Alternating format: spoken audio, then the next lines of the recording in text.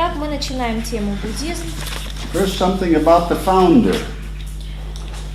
И прежде всего несколько слов об основателе буддизма. Siddhartha Gautama. Сиддхартха Гаутама.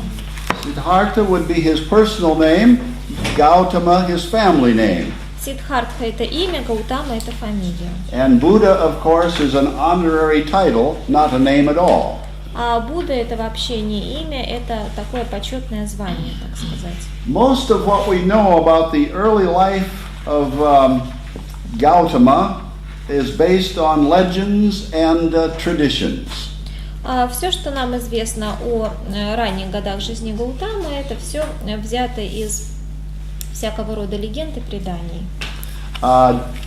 Buddhism, just like Hinduism, is not a faith that's based on historical facts. Подобно индуизму, буддизм не основан на исторических фактах.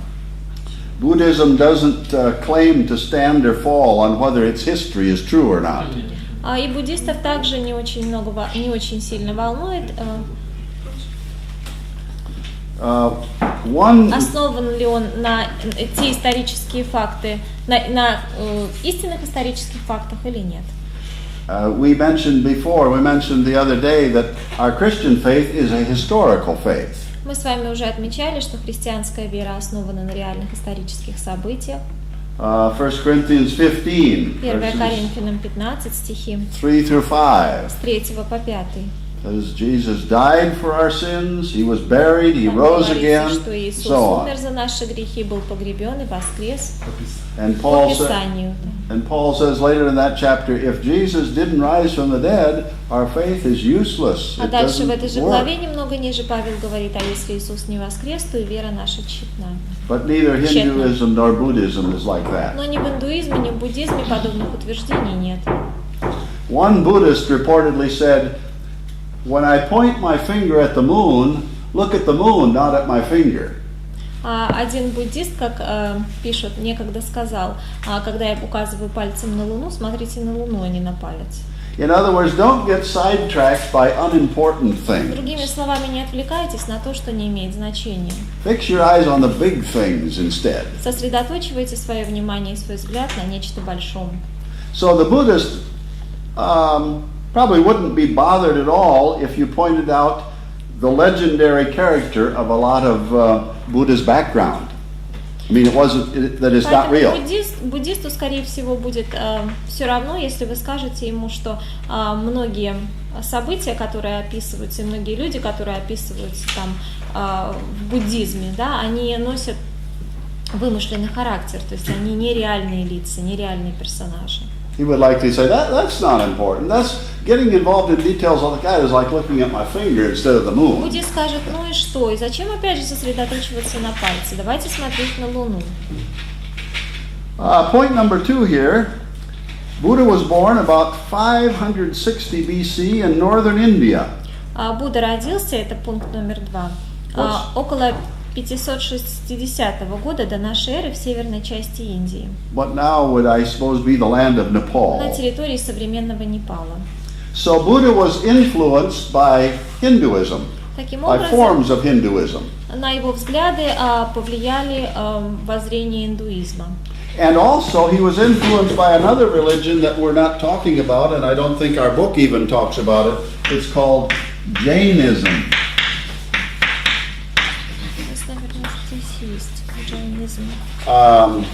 Don't believe that's in the book, is it? Но также на него большое влияние оказал, боюсь произнести неправильно, джайнизм, может быть. Да, есть такое. Jainism. Да? Я думаю, что в книге об этом вообще не написано. Jainism is an outgrowth of Hinduism that stressed extreme denial or self-suffering. Джайнизм возник на основе индуизма и проповедует в крайней своей степени самоотречение. It stressed subjecting yourself to a lot of bodily suffering and discomfort. Здесь подчеркивается необходимость постоянного подвержения себя всевозможного рода телесным пыткам и бичеваниям. So Buddha saw that kind of thing also. Таким образом, Будда и это тоже наблюдал. Point number 3, Третий Buddhism пункт. again came out of a Hindu background. I guess I said that already. Выходец из индуизма. But you'll recognize a lot of similar things in Buddhism that we just saw in Но по Hinduism. мере изучения темы буддизма вы увидите, что буддизм и индуизм очень многое объединяет. And that's one reason why it's going to be easier for us this time around than it was Именно studying Hinduism, поэтому I think. изучение буддизма, я думаю, для вас будет легче. Buddha lived about 80 years or so. Прожил Будда примерно 80 лет. There's a book in your library by a man named Erhard. It's a great big book on religions, but it's very complicated.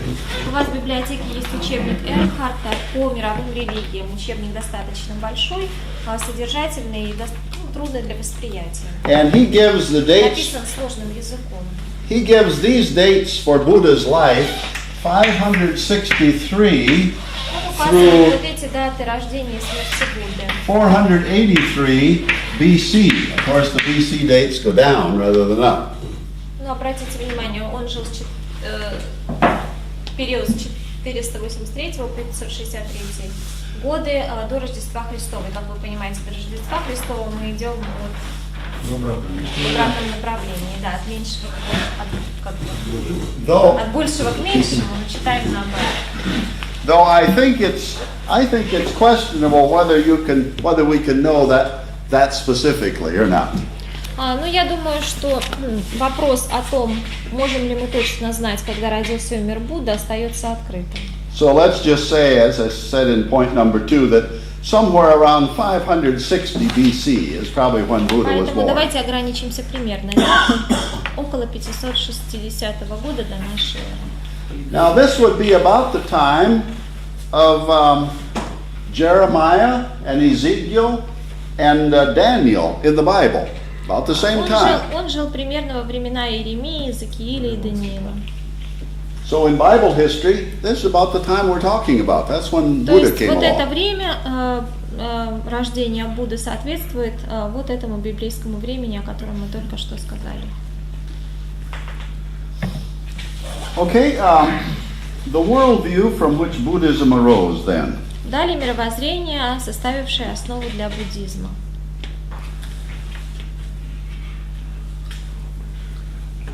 Some assumptions are familiar to us from Hinduism. The first one being that time is cyclical. Ну вот эти положения, характеризующие мировоззрение, которое составило основу для буддизма, во многом отражают положение индуизма. Remember we said that Первое из них — время циклично. Our- За мной видно? our concept of time and the Bible's concept of time Мы с вами уже говорили, что мы воспринимаем время, и в Библии оно воспринимается. is linear. It keeps Линейно. going on and on. То есть есть начало и конец у определенного события. We're born and we Мы die. рождаемся и умираем. God created the world and He's going to bring the world to Бог the end. сотворил мир, и этому миру когда-то придет конец. So, but again, just like in Hinduism, Но опять же, так This же, is- как и в индуизме, a circular view of time and events. а буддисты воспринимают время и исторические события циклично. What goes around comes around again. Все, что проходит, снова придет. Second assumption is that life and death are recurrent reincarnation, the Второе, same жизнь и смерть idea периодически сменяют друг друга. Та же самая as Hinduism. идея реинкарнации, так же, как и в индуизме. Would someone read that quotation? Yeah, you can do it. Yeah, please. Смертность не означает, что кто-то умирает однажды, а то, что он переселяется и умирает бесконечное количество раз, или до тех пор, пока не попадет в царство бессмертия. So, transmigration in the context of Buddhism is again this journey through many lifetimes, round and round. Трансмиграция, переселение души – это опять же путешествие наше, постоянное воплощение в какой-то новой форме. Until finally, hopefully, the Пока Buddhist наконец- spins out of this cycle into nirvana. Буддист не покидает вот этот цикл и не достигает состояния, которое называется нирваной. Now there is a hard concept that's a little bit different than Hinduism. А дальше в буддизме существует довольно-таки сложное понятие, которое несколько отличается от понятия индуизма. One of the principles or beliefs of Buddhism is that nothing ever remains the same. Nothing is permanent. The idea of impermanence. А буддисты полагают, что нет ничего постоянного, то есть они пропагандируют непостоянство. Everything is always changing, Все says Buddhism. всегда изменяется, говорит буддист.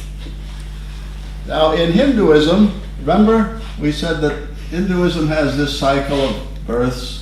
В индуизме, помните, мы говорили, вот он цикл рождений. And what continues from rebirth to rebirth? What is it? И что продолжается от рождения к рождению? It is your self, or what is it? Что переходит из рождения в рождение? Это наше «я», то есть Look at your Hindu terms once. в индуистских терминах, как это называется? Atman, yeah. То есть от рождения к рождению сохраняется одно – атман. Atman is yourself, which Это наша again, самость, наше the Hindu реальное says «я», is divine. которое, согласно So let's say, индуизму, имеет божественную природу. so let's say here, one. This is your Atman. The next time it's the same one. And next time it's the same one. Воплощение, опять же, тот же самый атман, потом воплощается опять тот же самый атман. То есть сохраняется наше реальное «я». This is Atman, okay? In other words, every time it may be dressed, yourself may be dressed in a different form. Maybe a dog, maybe an insect, maybe a nobleman or whatever, but it's always the same Atman. Другими словами, наше реальное «я» может принимать совершенно различные формы. Это может быть форма человека, насекомого, собаки, животного и так далее. Но каждый раз сохраняется атман, наше реальное «я». But Buddhism, because Buddha said nothing stays the same. Но поскольку буддисты придерживаются мнения, что все постоянно изменяется. See, Hinduism said Atman stays the same. Итак, индуисты говорят, что атман остается. Buddhism said nothing stays the same. Буддисты говорят, не остается ничего неизменным. Instead of Atman, Buddhism says it is an Atman. Анатман, так называют его буддисты. In other words, not the same. I mean, it's different. Другой, отличный от предыдущего. I think that maybe our book talks a little bit about this. Does it? About the. В книге что-нибудь об этом говорится? Let's just look and see if it does. I put it in the list of terms. What is it? Okay, what does it say for термины по теме буддизм – это бессамость, учение о том, что цельного и непрерывного «я» не существует. The absence of self, the teaching that there is not such a thing as a whole and constant me. Okay. Okay. And if you look in the book here, it will say humanity is made up of an impermanent collection of aggregates, pieces, in other words. On page, 60, yours is 66. Посмотрите, на странице 66 в ваших учебниках дана таблица сравнения буддизма и христианства. 66. И вторая категория там человек. Нашли? 66-я страница. И написано, что вот там разные направления буддизма, Тхеравада и Махаяна, но и там написано примерно так. Непостоянное соединение составляющих, да? Или непостоянное соединение составляющих. Некоторые верят, что личность еще какое-то время существует в чистой земле. Но в любом случае непостоянное соединение составляющих. So, and this is real hard, but Buddhism says it isn't the same you that comes around and around in all these. Довольно-таки сложное представление для восприятия, но вместе с тем буддисты говорят, что каждый раз воплощается уже не предыдущее я, а какое-то новое я. Because if it was the same you exactly, that would be something permanent. And Buddha says nothing is ever Потому что если бы permanent. это It's я always сохранялось changing. в неизменном виде, это значит, что нужно было бы признать, что есть что-то неизменное. А поскольку в буддизме ничего неизменного нет, значит и я неким образом от перевоплощения к перевоплощению меняется. It's pieces of you that come around in the ground again and again. То есть это составляющие тебя, которые получают новые формы при перевоплощении. I'm going to try to diagram it this way.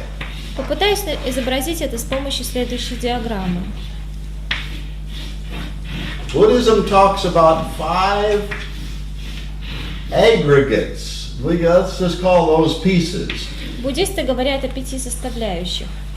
5 aggregates. That's the stuff that you're made of, that yourself is made of, Это то, что that comes составляет around and нас. again and again. И то, что постоянно сохраняется как бы. So, again, this means Atman means self, Anatman means no Итак, self. атман означает самость, реальное я, анатман означает бессамость, отсутствие реального я. So, here 1, 2, 3, От 4, цельного и 5. неизменного. These are the 5 aggregates, or То the есть вот 5 эти pieces that make up yourself. 5 Okay? составляющих, которые нас как бы составляют, из чего мы состоим.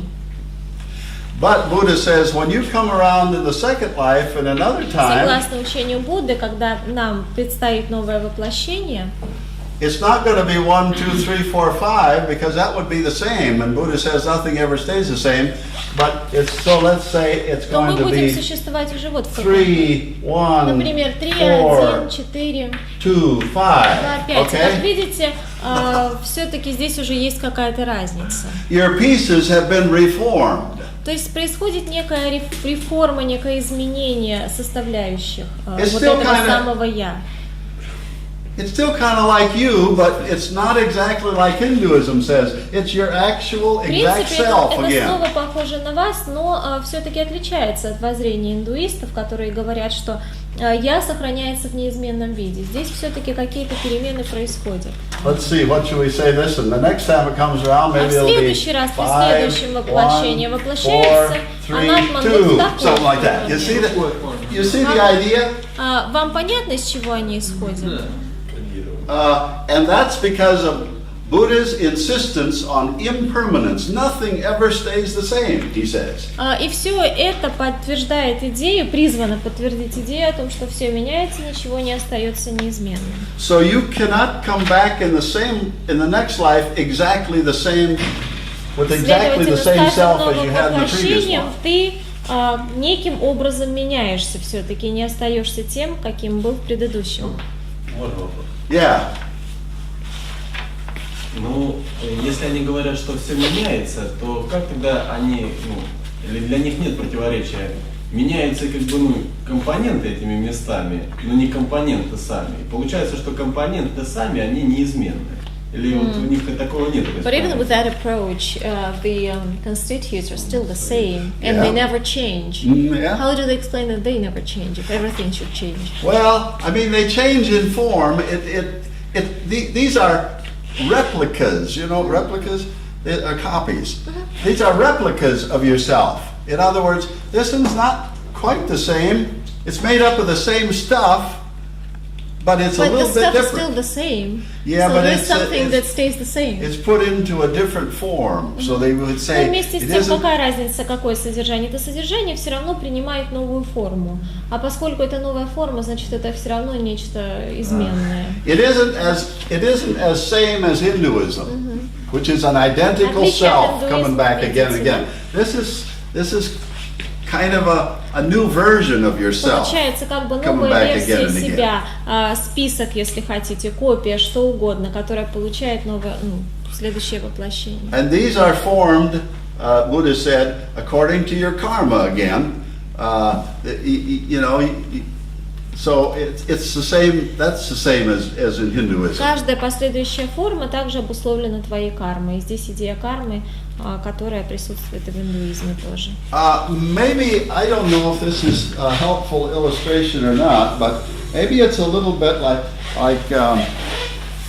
well, you know, science tells us that our bodies are always changing, doesn't it? Я не знаю, поможет ли вам эта иллюстрация в понимании данного понятия, но наука говорит, что наши тела постоянно меняются, не так ли? I mean, science says that our cells are always replacing themselves, and so that мы знаем, что происходит постоянное отмирание и обновление организма на любом уровне.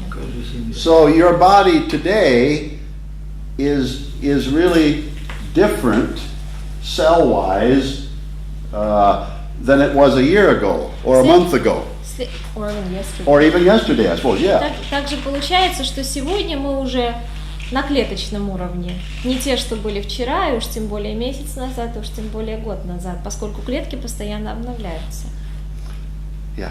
Ну, там правда есть эти 5 составляющих, или это для примера просто определения? Are there 5 constituents, like you said, or more? I think the Buddhist talks about 5 aggregates. Now, why 5? I have no idea. Буддисты говорят о 5. Почему конкретно о 5, я не знаю. А какие они? It says here, I'll read something from this other text that's in your library. It's a great big one, Earhart, and it's very technical. He says, Я сейчас вам прочитаю из того другого учебника выйдет. this is a quote, if you want to try to translate that as best possible, it's pretty complicated. Just this one right here. Буддизм определяет человека как взаимодействующие моменты материальной формы ощущений, сознания, восприятия и актов воли, волевых актов. Эти энергетические модели называются 5 составляющих, 5, aggregates, я не знаю. Вот.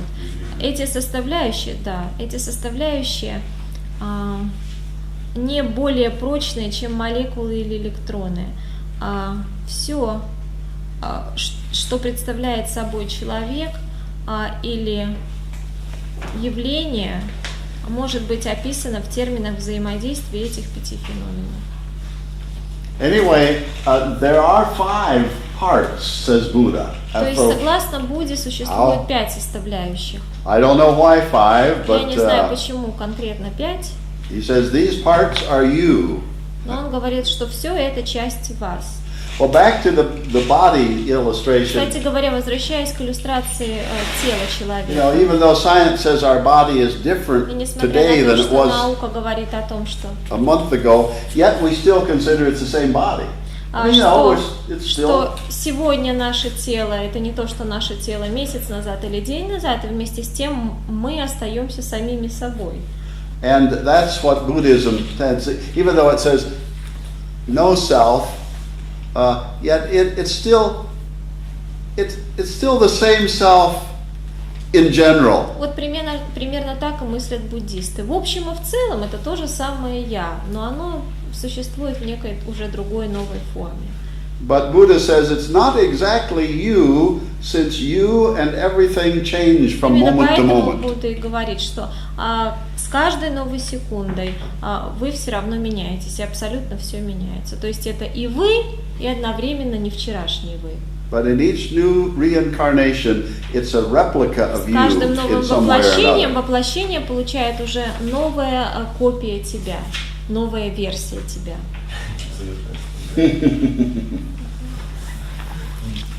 So Buddha seemingly had to throw that wrinkle, that extra problem into the situation to make it a little harder. То есть понимаете, да, что Будда в некотором смысле усовершенствовал модель, которую мы наблюдали в индуизме, и сделал ее еще более сложной для восприятия.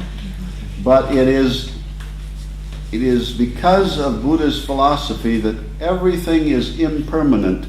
Everything is changing. You cannot hang on to anything.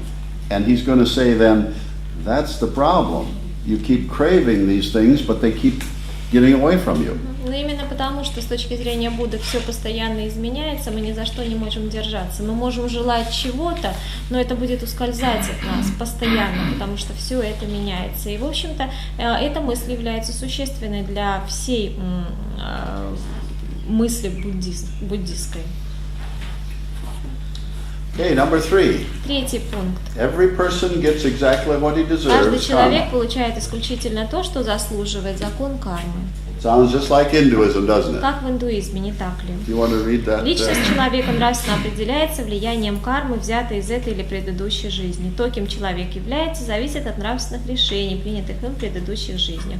То, кем человек станет, зависит от продолжения этого процесса в текущей жизни. Личность несет полную ответственность. Можно вопрос? Yeah.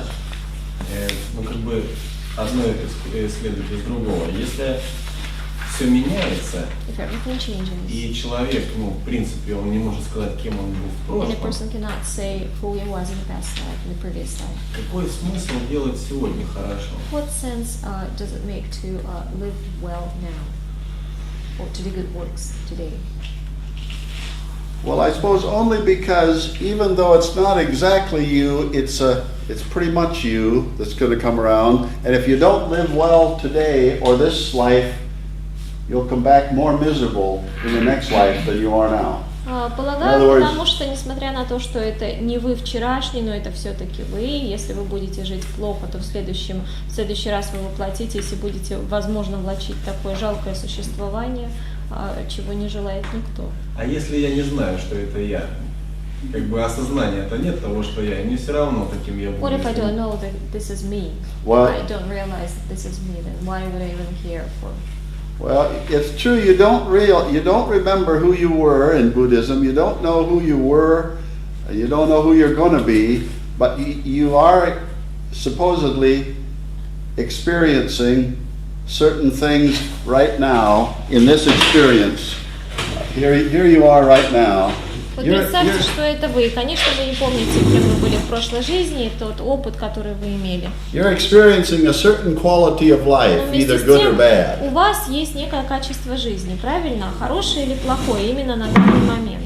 And you know, if it's good, you're enjoying it more, and if it's Если это bad, качество you're высокое, more значит, вы miserable. наслаждаетесь жизнью, если оно низкое, значит, вы страдаете в этой жизни. Even though, and the next life that your 5 parts is going to come back in is this one. В следующей жизни вы вот в этой форме получите новое воплощение. And then you know that you're going to be feeling good or bad in that life. And you like to say, I'd rather think that I'm going to feel good in the next life rather than bad. So I mean, it's the same idea of in Hinduism that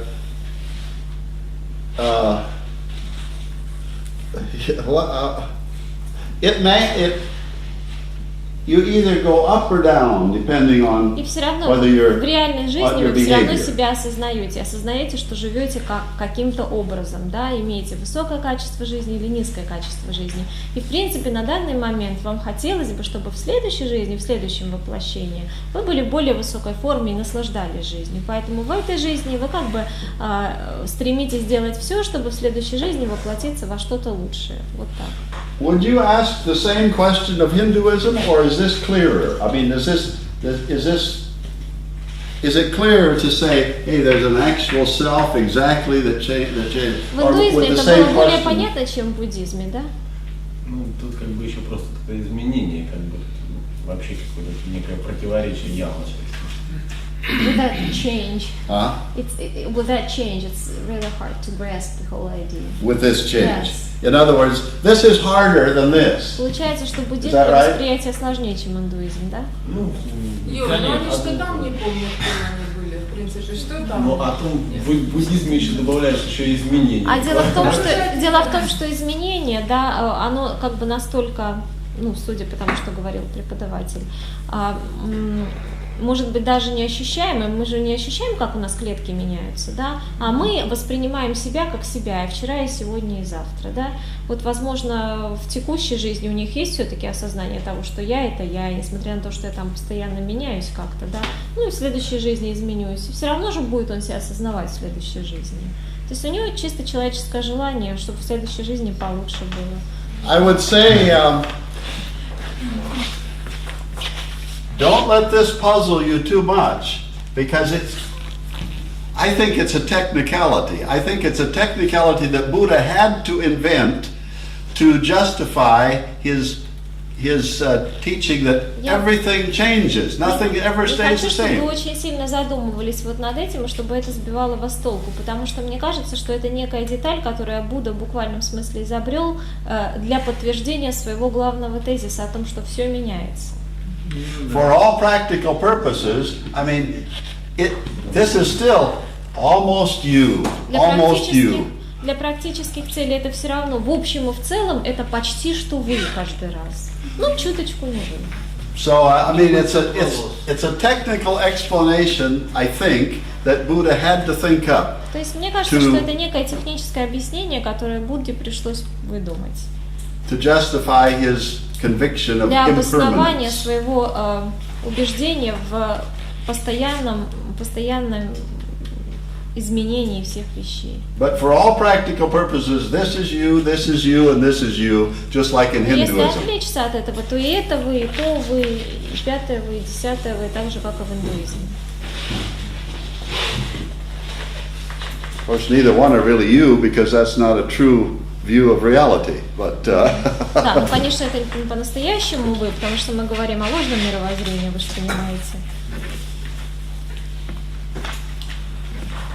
Okay, shall we go on here? Number 4. The proper goal is to escape the wheel of life. Главная цель избежать колеса жизни, это 4-й пункт. That's samsara again, remember, from Hinduism. Помните, здесь же мы говорим о понятии самсары или сансары, которые касались в индуизме. And to reach nirvana. And here we know that nirvana is a Buddhist term. We're not sure if it's also a Hindu term И or not. достичь нирваны. Мы говорили о том, что нирвана точно относится к буддизму, а вот использовать ее в индуизме, этот термин, возможно, не вполне корректно, не вполне обоснованно. Именно поэтому его оттуда убрали. So again, the diagram is just like Hinduism, with the exception of those aggregates. But I want to spin off this. Диаграмма у нас походит на ту, которую мы рисовали для изучения индуизма, за исключением вот этих составляющих. Главное избежать колеса жизни, вырваться из этого цикла.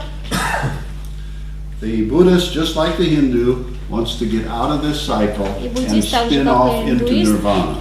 Хочет достичь состояния нирваны, вырвавшись из колеса жизни. How do we do this? How does the Buddhist do this? Можно этого достичь. Что предлагает Будда? Remember, in Hinduism there were at least 4 paths, weren't there? Помните, в индуизме предлагалось как минимум 4 способа. Remember meditation, knowledge, and Трансцендентная devotion, and медитация, so on. знания, проявление, добрые дела, And good works, yeah. Well, Buddhism came up. Buddha came up with another way, Будда разработал еще один способ. and his way is called the middle path. Путь буддистов иногда называют средним или серединным путем. So let's go to this third section called the Buddhist И way. с этим мы переходим к 3-му пункту, который называется «Путь буддистов». And if you would read that, those two Путь sentences. буддистов иногда называют средним или серединным путем, то есть это путь между двумя крайностями, заключающимися в удовлетворении чувственных желаний с одной стороны и крайним аскетизмом, то есть самоотречением с другой. Будда считал, что и той, и другой крайности необходимо избегать, поскольку обе они нарушают гармонию, то есть равновесие жизни. Buddha had seen both of these extremes. Будда видел две эти крайности. He had seen rich living, and he had also seen harsh self-denial. Он видел, как люди живут очень богато, в роскоши, и он видел, как люди живут в крайней степени самоотречения. And Buddha said, no, neither extreme is correct. И по его мнению, ни та, ни другая крайность ни правильна, ни приемлема.